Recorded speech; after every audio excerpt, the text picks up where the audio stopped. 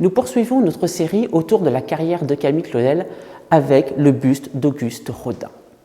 Ce buste très personnel, on va le voir, marque à la fois l'admiration que Camille Claudel a pour le grand sculpteur, mais également une certaine méfiance.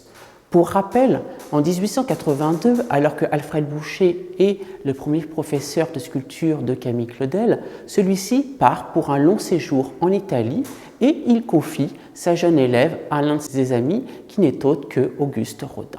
C'est ainsi que Camille Claudel va intégrer l'atelier d'Auguste Rodin. Elle commence à travailler ce buste dès 1886, s'inscrivant ainsi dans la tradition des élèves qui reproduisent le portrait de leur maître. Et c'est seulement en 1892 qu'elle le présentera au Salon de la Nationale des Beaux-Arts.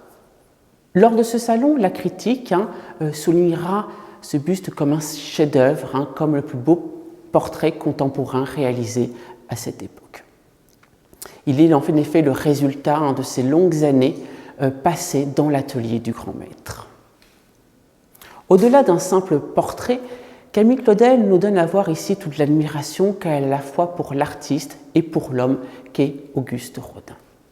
En effet, elle nous le montre tel qu'elle le voit, tel qu'elle le perçoit, notamment en accentuant les traits physiques, le front prédominant, le nez, ce regard presque inquisiteur. Et je vous invite plus particulièrement à regarder le travail autour de la barbe. Camille Claudel nous montre ici tout son talent. En modelant cette barbe, elle réalise des creux, des bosses dans lesquels vont venir jouer la lumière. S'impliquant encore plus personnellement dans la réalisation de ce buste, Camille Claudel va réaliser elle-même la ciselure, c'est-à-dire ces petits détails au niveau de la chevelure qui est légèrement gravé, ce travail réalisé directement dans le bronze.